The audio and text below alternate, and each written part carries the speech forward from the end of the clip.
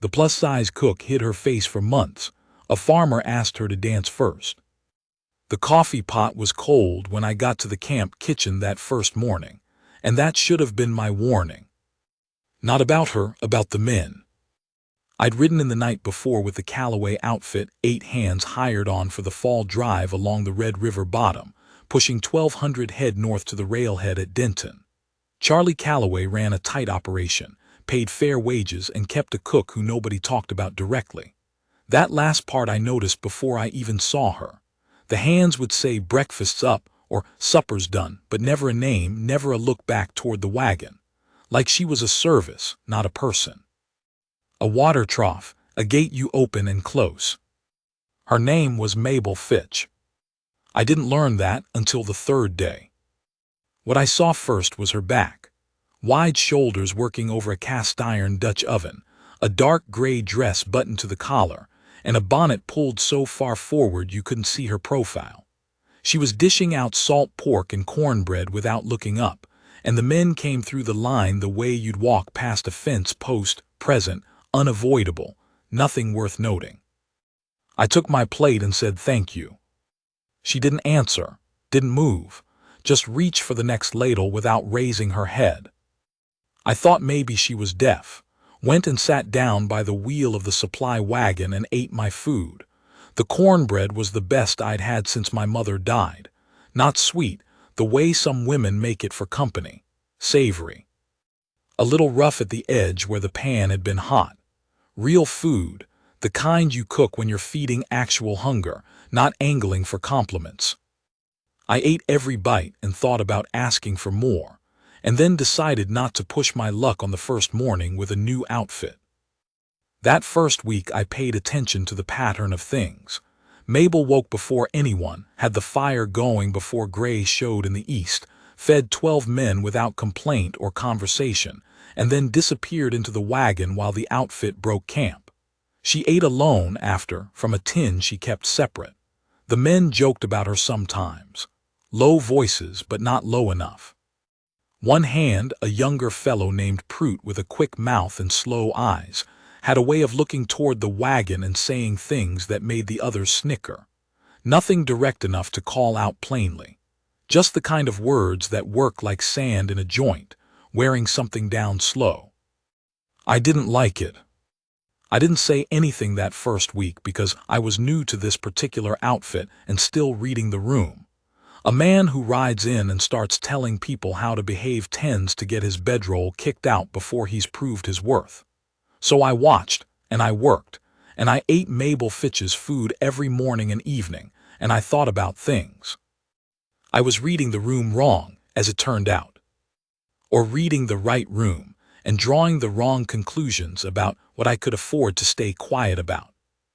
By the second Thursday, we'd made good progress south along the Red River bottom, better than Charlie had expected.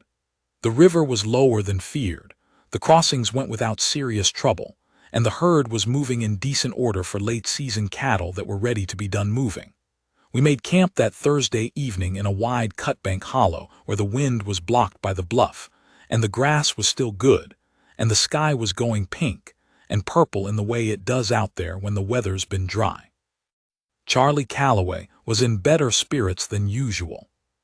Someone had gotten a deer the evening before, and Mabel had done something with it, slow-cooked with peppers and dried herbs from a tin she kept in the wagon. That had the whole outfit quiet and satisfied in a way 12 hungry men rarely are after 30 days of salt pork.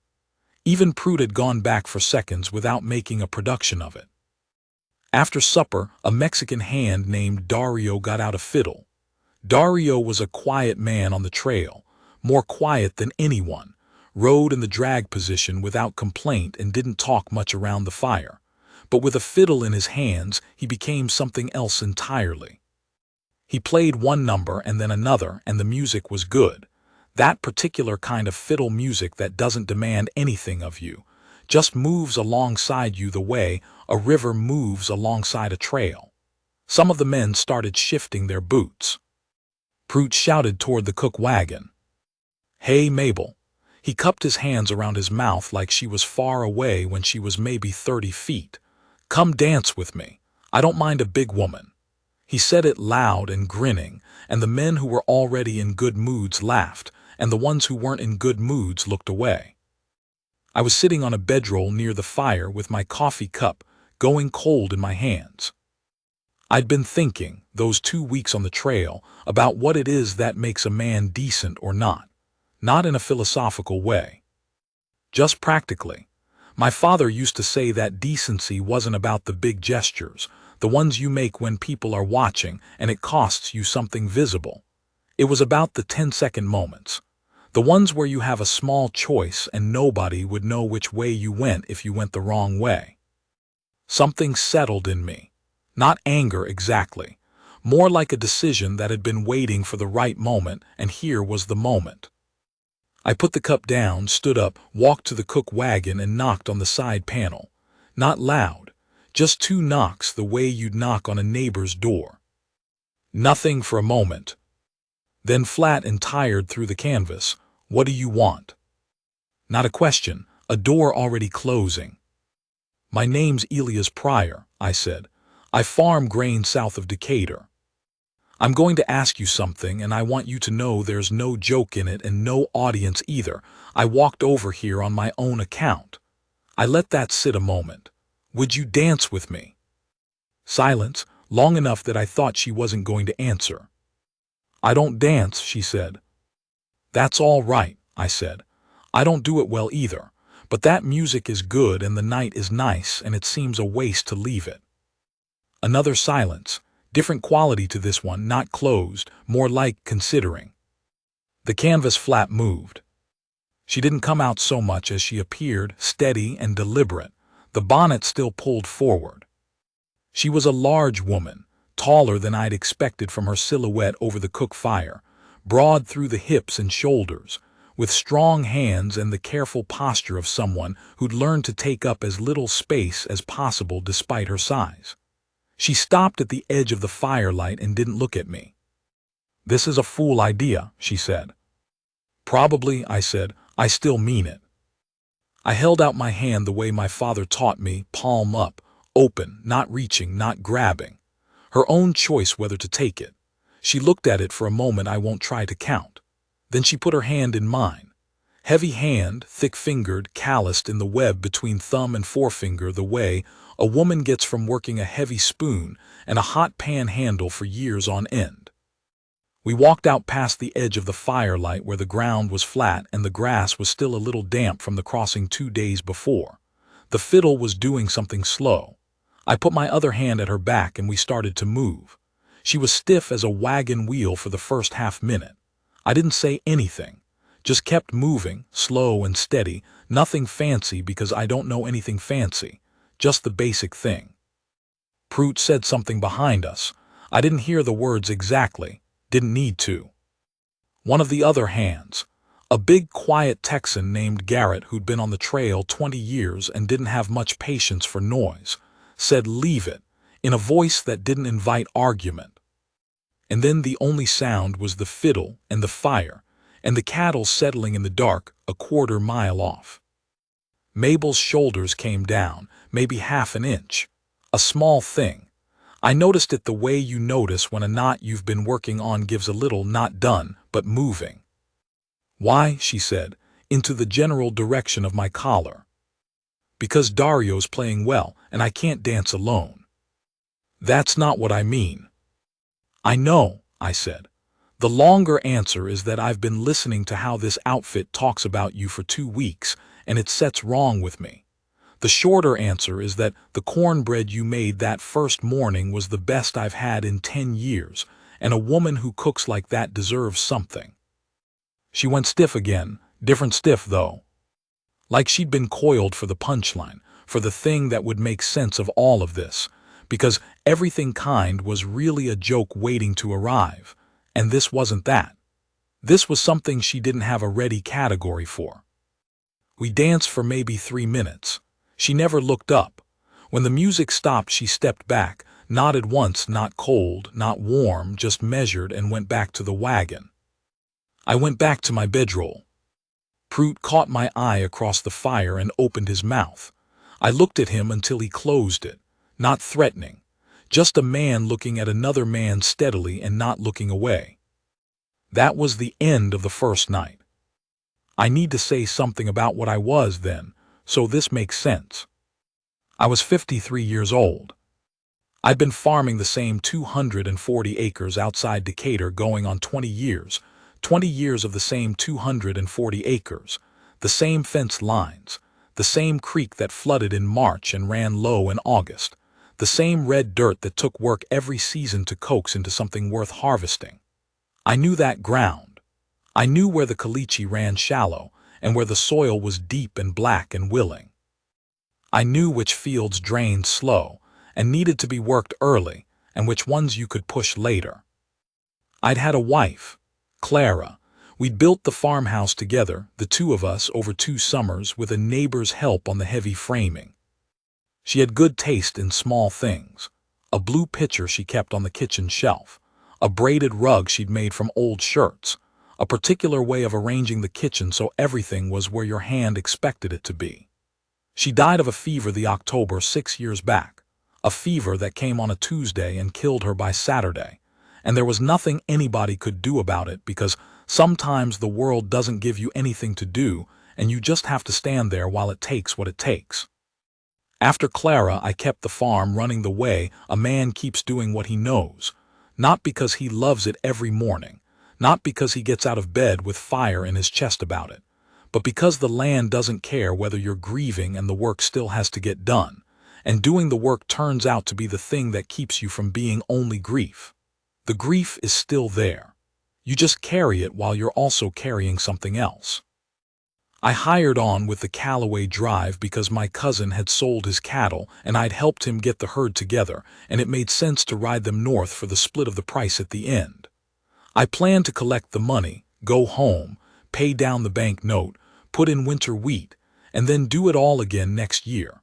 That was the plan. I am telling you this because what happened next wasn't something I went out looking for. I wasn't a man with a hole in his chest looking for someone to fill it. I'd gotten past the worst of that. I'd found a way to be whole that just happened to also be a little hollow, and I'd made my peace with it in the way you make peace with something that doesn't seem likely to change. What found me wasn't something I would have gone looking for because I wouldn't have known to look for it. A woman I would have walked past in town. A woman most men did walk past. A woman who'd hidden herself so thoroughly that even her own skills, real skills, skills better than most people's, were invisible to the men eating the food those skills produced. I'm not a remarkable man. I'm not quick-witted or handsome or particularly interesting at a party.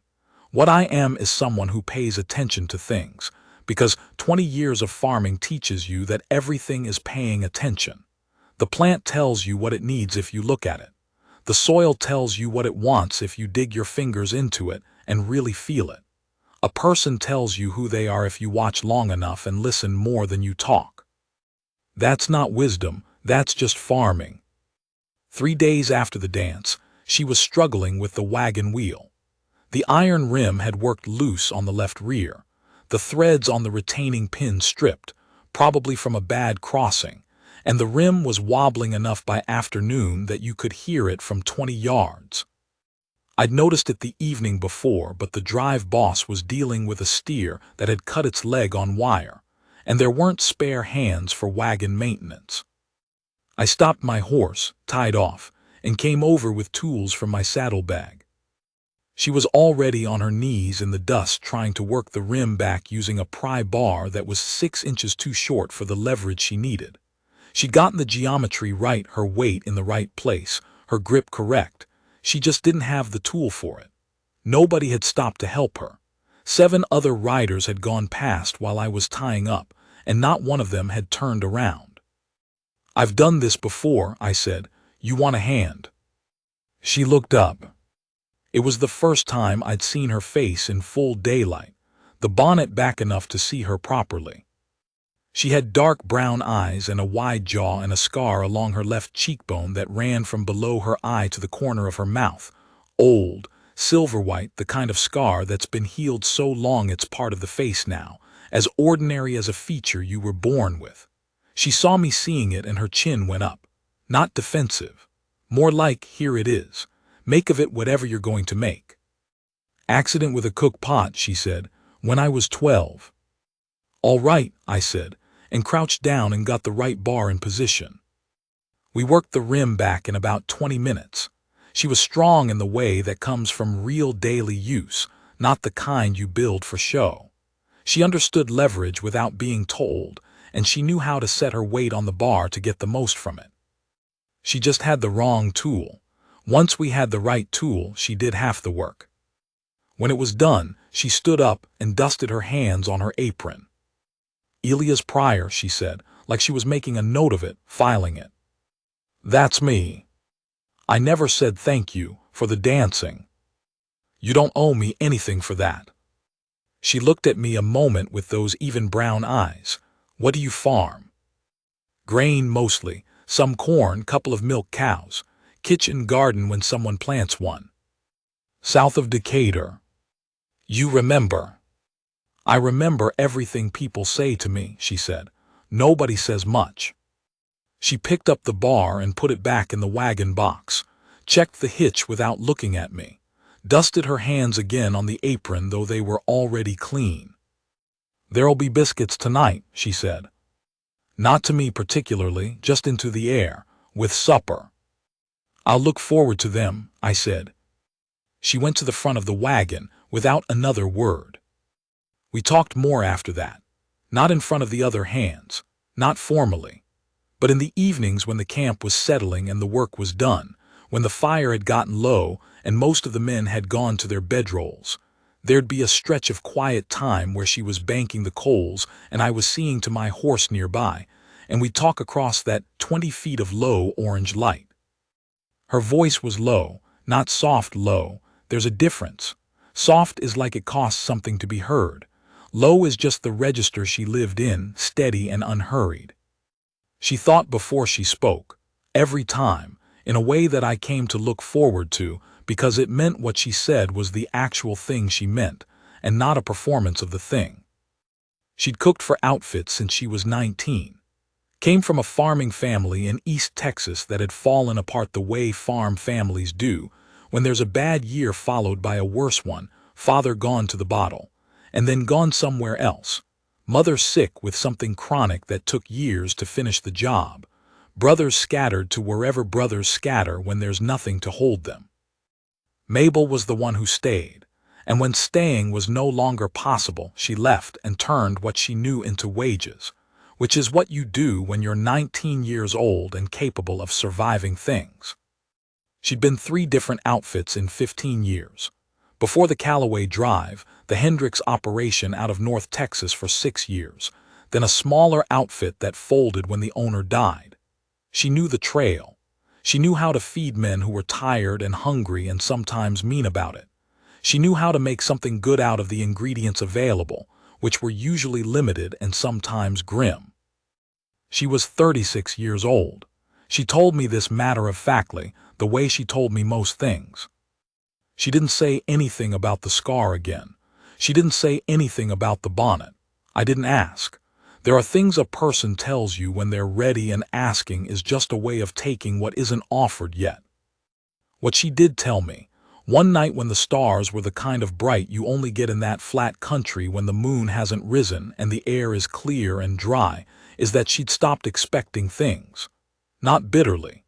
Just matter-of-factly, the way you stop checking the sky for rain after it's been dry for 6 weeks.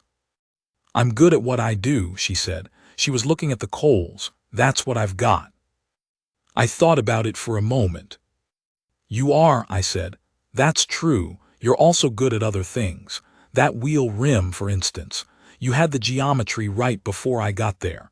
You were just shorted on equipment. She was quiet. I'm serious, I said. I know you are, she said.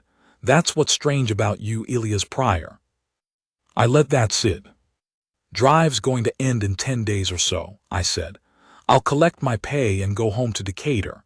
240 acres, and I've been doing the eating alone for 6 years now. I don't love it. The fire gave a small pop, a wet piece of wood finding the flame. I'm not asking for anything tonight, I said. I'm just saying it out loud so it exists somewhere besides my own head." She didn't answer for a while, but she didn't get up and go to the wagon either. We sat there until the moon came over the eastern horizon and turned the grass silver, and then she went to the wagon and I went to my bedroll. The last week of a cattle drive is the hardest work and the least interesting to describe to someone who wasn't on it. You're tired in the bones, tired in the hands, and the cattle are trail-worn and ornery and losing weight they were supposed to deliver to the buyer at the railhead. Everyone's tempers are short. Two hands nearly came to blows over something stupid. They always fight over something stupid at the end of a drive. The specific subject doesn't matter. Pruitt picked a fight with one of the Mexican hands over something to do with whose fire it was, and Charlie Calloway dressed him down in front of the whole outfit in a voice that left no doubt about how things stood. For a few days after that, the camp was quiet in the way that means trouble got close and then retreated, and everyone was being careful. Mabel fed the men and didn't speak. She'd started pulling the bonnet a little less far forward, maybe 2 inches, maybe 3, enough that in profile you could see the set of her jaw, the scar catching the morning light silver white. I didn't call attention to it. When she handed me my plate, she didn't look away. 4 days from Denton, I was checking the hitch pins on the cook wagon at her request. She'd heard a rattle she didn't like, which turned out to be a retaining pin working its way loose just like the rim pin had, and she was right to be worried about it. When Pruitt came around the back of the wagon with a half-eaten biscuit in his hand, and his hat pushed back on his head at the angle, he wore it when he was feeling comfortable with himself. Getting friendly with the cook prior, he said it with a smile. The kind of smile that means the smile is the weapon, that the smile is there to give him something to point to and say, "I was just joking if you took offense." I kept working on the pin. Probably smells like grease all the time. He glanced toward the front of the wagon where Mabel was loading the morning's gear, but I guess a man gets lonely enough. I stood up. I'm not a large man. I'm not someone who wins fights by being big. What I am is someone who has spent 20 years doing hard physical work in weather that doesn't care about your comfort, and I'm not soft anywhere, and when I stand up and look at a man directly, he generally understands that I mean it. "You've got about 3 seconds to go be somewhere else," I said. His smile went sideways. "Or what?" "Or I'm going to put this pin in my pocket," I said. "And you can explain to Charlie Calloway why the cook wagon lost a wheel 2 days from Denton." He looked at me for a long moment. His mouth did something. Then he walked away. I seated the pin correctly, secure, and came around to the front of the wagon. Mabel was standing at the tongue, arms crossed, watching me. "You didn't have to do that," she said. "I know.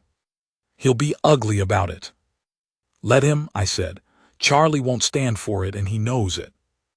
She looked at me for a moment with that level look she had. Then, "Come eat. You haven't had breakfast." I followed her into the space between the wagon and the supply box, and she cut me cold salt pork and a biscuit and poured coffee from the pot she kept on the side burner, and I ate standing up with the morning sun coming through the gap in the wagon cover, and she ate standing up beside me, and we didn't say anything, but it was the kind of not saying that is its own full sentence. We made Denton on a Wednesday, the first day of November, dry and windy with clouds building south that looked like rain by nightfall. Charlie paid out at the broker's office, and the outfit dispersed the way outfits do at the end. Some hands into the saloon, some onto stages or horses headed home, some just vanishing into the general current of a cattle town on a busy day. I collected my split, shook Charlie's hand, and went to the livery to see about a horse for the ride back to Decatur.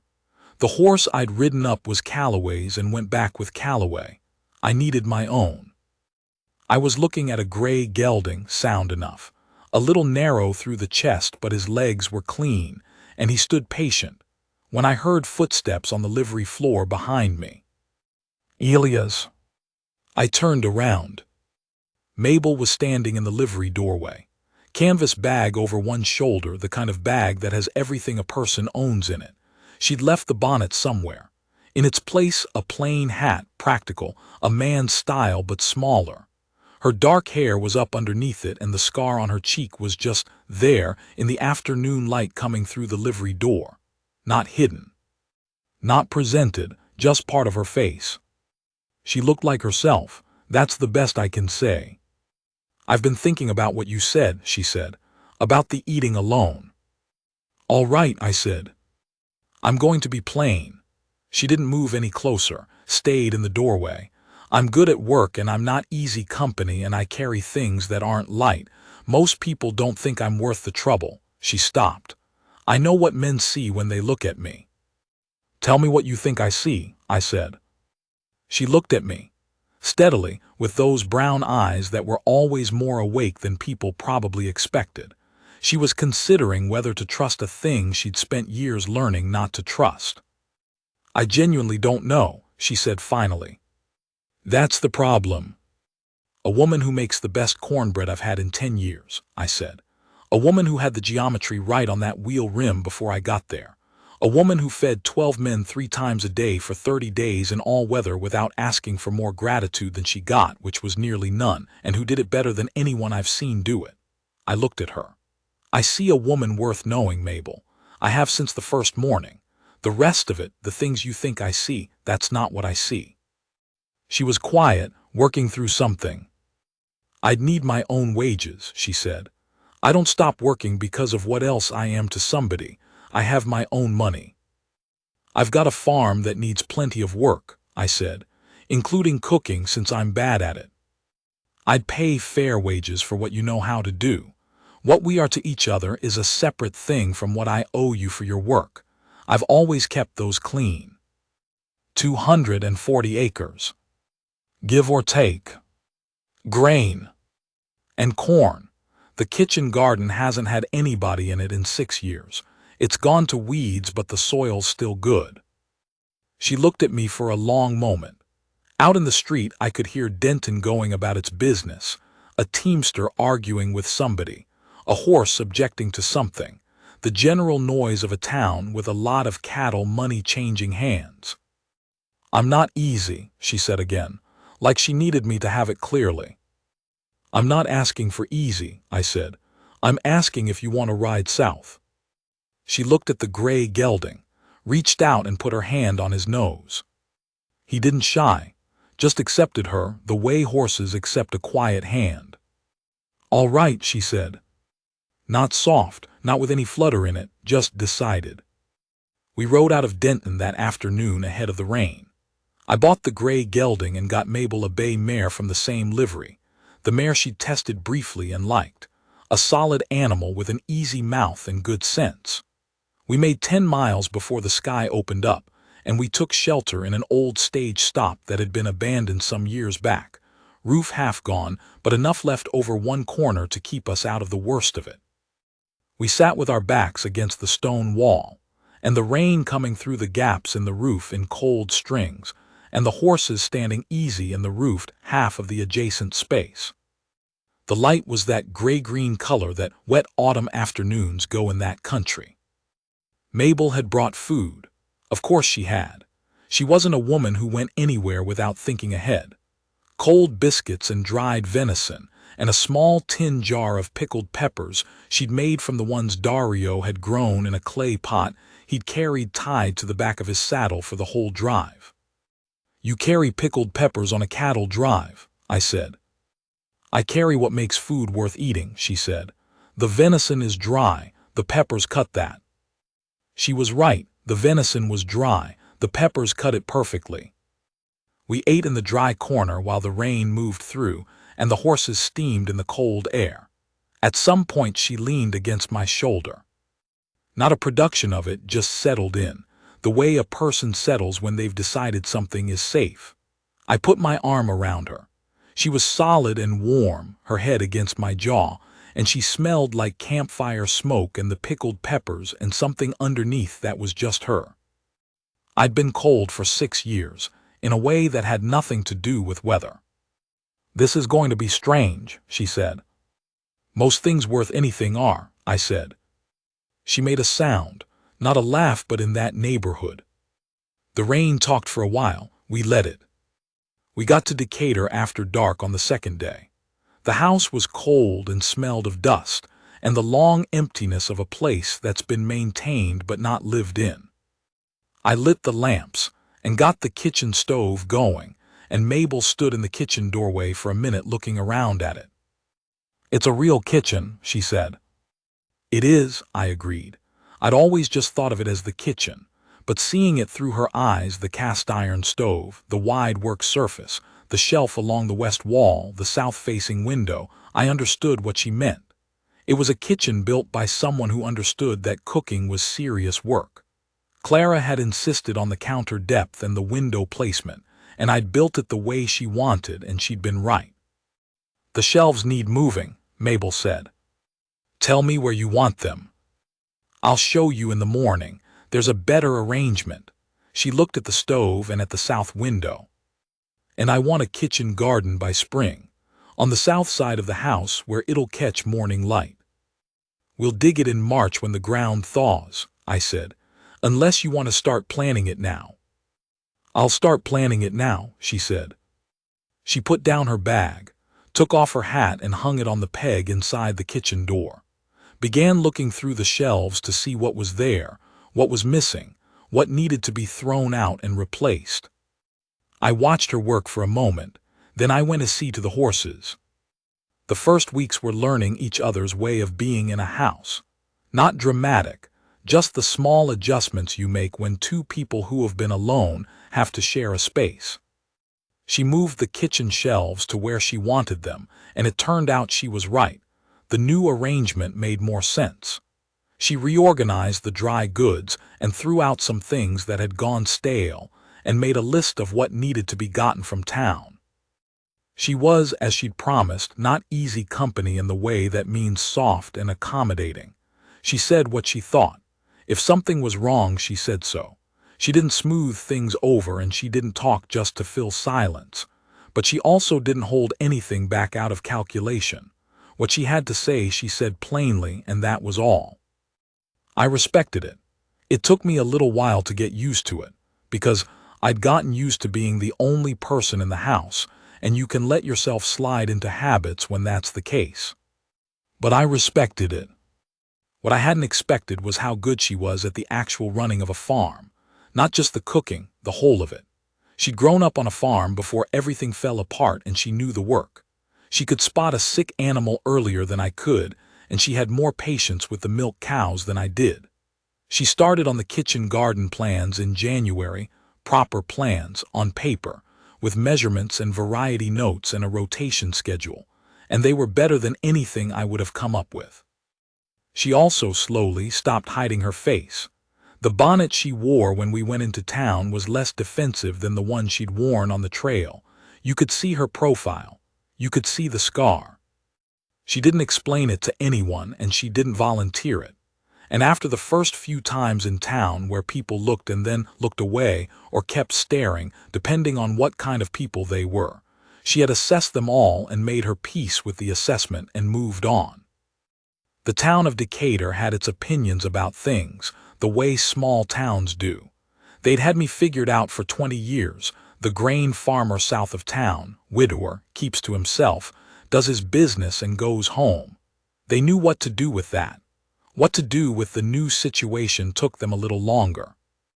The first time we went into Hargrove's general store together, it went about the way I expected.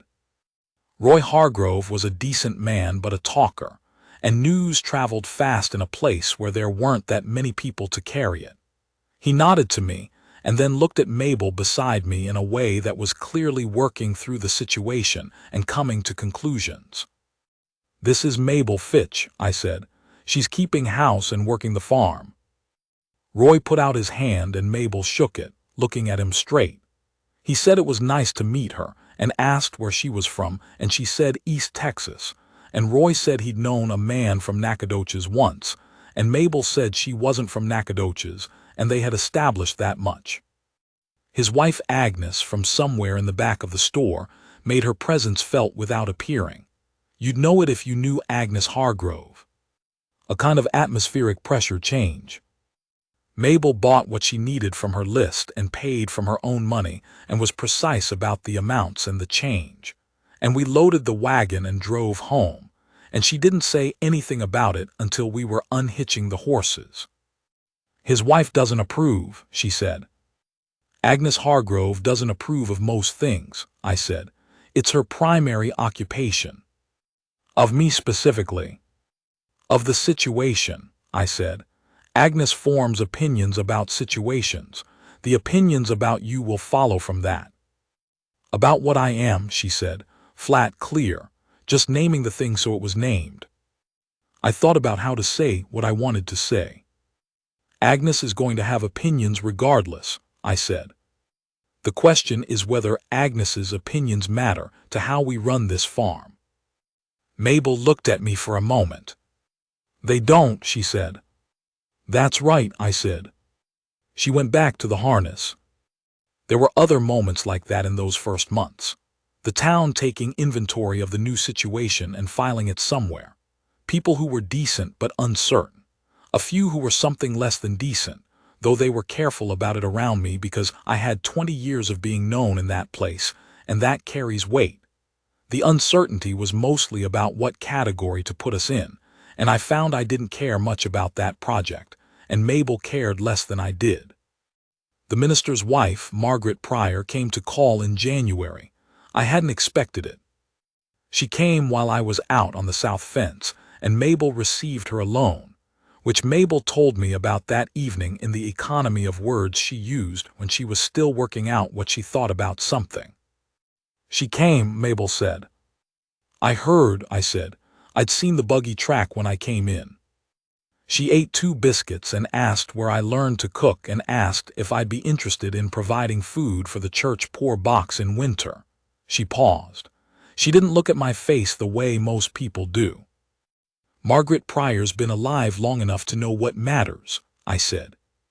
Mabel was quiet for a bit. She's all right, she said finally. She is, I agreed. I'm going to make food for the poor box, she said, if you don't object. Why would I object? Some men would. About where the food goes. It's your food, I said. Made from your work goes where you decide. She looked at me, then she went back to what she was doing. Those months were the town deciding, and Mabel enduring the deciding, and the deciding eventually settling into something that was not warm, not for everyone, but stable. A place she belonged to and that belonged to her. People surprise you, I said to her once. Some of them, she said, not all. No, I said, not all. February was hard that year. A cold snap in the second week that ran for 10 days straight and dropped temperatures low enough that I was worried about the cattle in the far pasture. Mabel and I worked those 10 days in a way I couldn't have managed alone. 2 people can manage cold like that in a way one person can't, taking shifts, keeping the animals watered and the pipes from freezing and the house warm enough to sleep in. She was practical in a crisis, not excitable, just steady and working.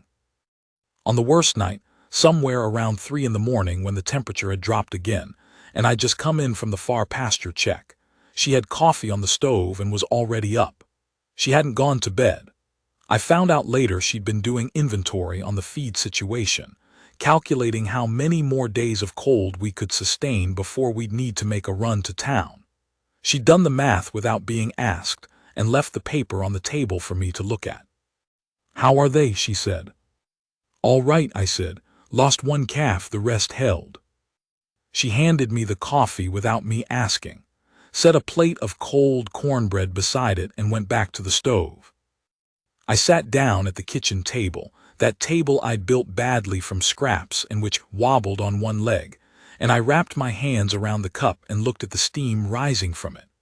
My hands were cold enough that the warmth hurt a little, the way warming up hurts more than cold does. Outside, the wind was pushing at the door and the temperature was still going down. I looked at the paper she'd left on the table, the feed math, done neatly in her hand. 3 scenarios based on how many more days the cold held and what we'd need to supplement and what it would cost at Hargrove's. I'd managed this place alone for 6 years. I'd done all right. But alone, the bad nights were just bad nights. You got through them, and in the morning the work waited and you did it. There was nobody to hand you coffee. Nobody had done the math while you were out checking cattle in the cold.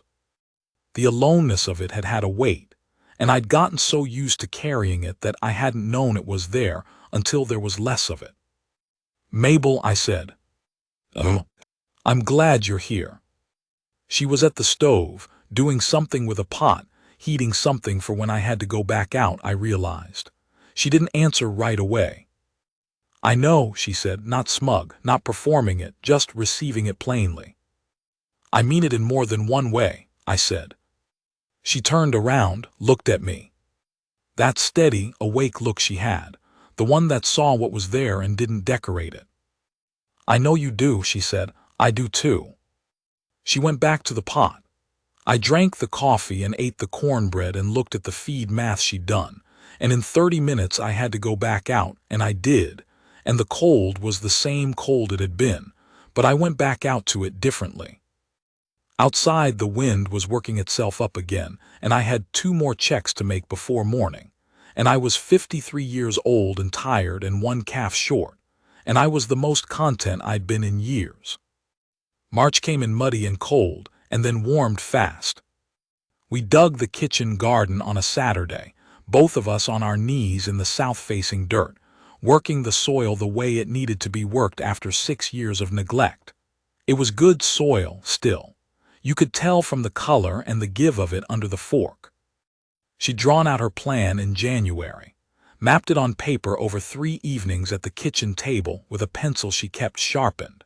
Pepper varieties in the southern rows where they'd get the most heat, tomatoes against the house foundation for warmth and support, beans to fix nitrogen alongside the sweet corn, kitchen herbs along the border where she could reach them from the door without mud on her boots. It was a better plan than I could have made. We worked until midday without saying much because we were working, and there wasn't much to say that the work wasn't already saying. At noon, she went in and came back with food, and we sat on the back step in the pale March sun, eating. "This soil is good," she said. "Always been good here," I said. "Better than the North Fields. The drainage is well set on this side." "Clara planned it," I said. "The drainage." She nodded. She knew about Clara. I'd told her plainly, the same way she was plain with me, in the early weeks when we were still figuring out the dimensions of things. "She knew what she was doing," Mabel said. "She did," I said. "You would have liked each other, I think." Mabel considered this. "Maybe," she said. She might have had opinions about my shelving arrangements. "She had opinions about everything," I said. Mabel made that sound, the not quite laugh. We sat in the sun for a while. The fields were beginning to green where the winter wheat was pushing up. The sky was that particular March blue that looks almost shocked at itself after the grays of winter. "You were alone a long time," she said. 6 years. "I've been alone longer than that," she said. "In the other way, the kind where there are people around." I thought about what that meant. The 12 hands through a supper line, the bonnet pulled forward. "You're not now," I said. She looked at the garden rows we'd turned, at the line of the house and the pale sky above it. "No," she said. "I'm not." Summer came on full, and the farm found its new rhythm. Mabel's garden started producing in June. She was right about the drainage and right about the soil and right about the placement of the hot weather plants against the foundation.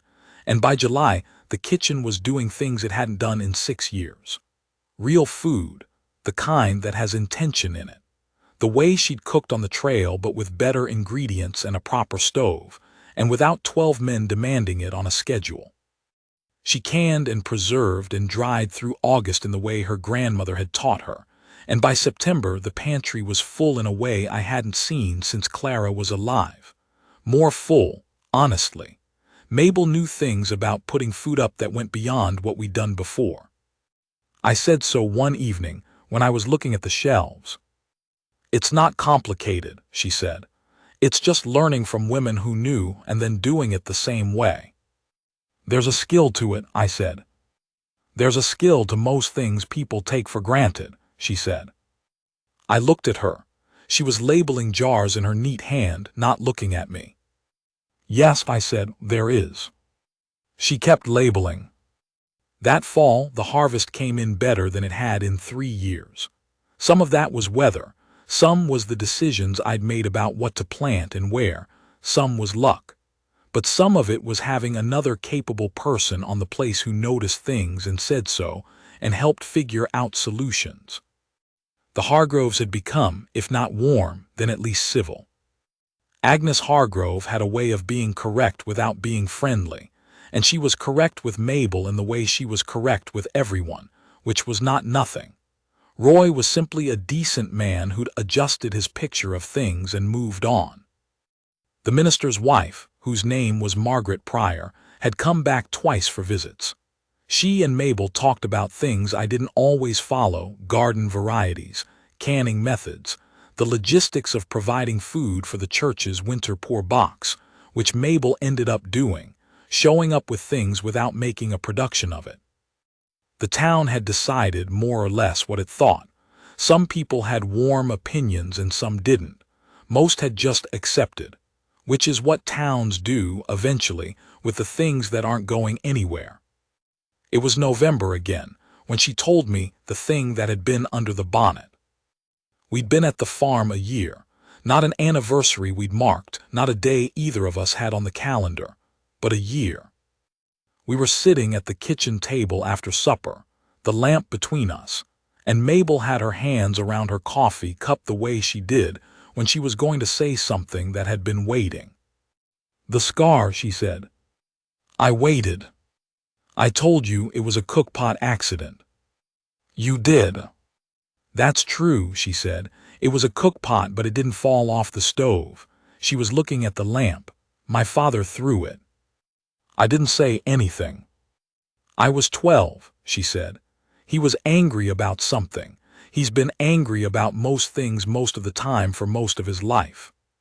He aimed at my brother and I stepped in the way." She paused. "I don't know why I stepped in the way. I've thought about it. I think I thought I could take it better. I was probably right." The lamp made a small sound, a thing settling in the wick. "I've worn that bonnet pulled forward since I was 12 years old," she said. "Everywhere, every job, every town." She looked up at me. "I stopped wearing it that way about 4 months ago. I don't know if you noticed." "I noticed," I said. "You didn't say anything." "It wasn't mine to say anything about," I said. "You'd tell me when you wanted to." She looked at me. "You are a peculiar man," she said. "I've said that before." "You have," I said. "I mean it the same way I meant it the first time." I reached across the table. She put her hand in mine. Both of us just sitting at that kitchen table with the lamp between us and the year behind us, and the farm quiet outside in the November dark. "Thank you," she said. "For what?" "For asking me to dance," she said. "That first time, when there was no reason to." "There was a reason," I said. "What was it?" "Because Dario was playing well," I said, and I meant it then the same as I mean it now. She looked at my hand over hers, turned her hand over and held mine the way she'd held it in the Denton livery, both hands, firm and sure. "I'm going to say something and I need you to just hear it," she said. "All right." "I didn't think anyone was going to want me," she said, not in a feeling sorry for myself way. Just I had assessed the situation and come to a conclusion. I'm big and I'm scarred and I'm not agreeable and I don't pretend things. And I'd made my peace with it. I had what I had. She looked up at me. "I was wrong about the conclusion," she said. "I just want you to know I know that." "You weren't wrong about what you'd seen," I said. "You were working with the evidence you had." "New evidence," she said. "New evidence," I agreed. Outside, something, an owl maybe, called once and went quiet. The lamp burned steady between us.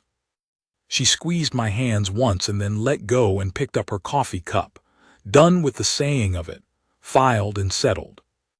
I picked up mine. "The south pasture fence is going to need work before spring," she said. "I know," I said. "I've been putting it off. We should do the east corner first. That's where it'll go worst in the freeze-thaw." "You're right," I said. "We'll start there. This is the last thing I'll tell you about, because it's the picture I keep." Late spring of the second year. A Sunday morning, no particular occasion. Mabel had been up early. She was always up early, always had been, probably always would be. And I came down to find the kitchen already warm and the coffee on and the smell of something good coming from the oven. She was at the south window, looking out at the kitchen garden that was just starting to show green, the first real growth of the season after the late frost. She had her coffee cup, and she was standing in the morning light in a plain gray dress, sleeves rolled, no bonnet, hair not fully put up yet. She heard me come in and turned around. The scar on her cheek was in the morning light, and her eyes were that same steady, awake brown they always were. "Spring finally," she said. "Finally," I agreed. She looked back at the garden. "The peppers are going to need thinning in 2 weeks." "I'll do it," I said, "if you show me which ones." "I'll show you which ones." She looked at me. "Sit down. There's biscuits in 5 minutes." I sat down at that kitchen table I'd built badly from scraps, the one that still wobbled on one leg. Mabel had mentioned fixing it 3 or 4 times, and I kept finding other things to do, and she'd mostly stopped mentioning it. And I put my hands around the coffee cup she set in front of me, and I looked at the south-facing window with the kitchen garden beyond it coming green in the morning light. She stood at the stove and I sat at the table, and the biscuits were in 5 minutes. And after biscuits there'd be work, because there was always work, because that's what a farm is. And I was 54 years old and the land was good, and the woman who decided I was worth her time was standing at my stove in the morning light with her sleeves rolled up and her face open to the room. A good woman who'd made a clear-eyed choice, no apology in it and no pity either. Her there, me here, the biscuits coming. That's the picture. That's the whole story.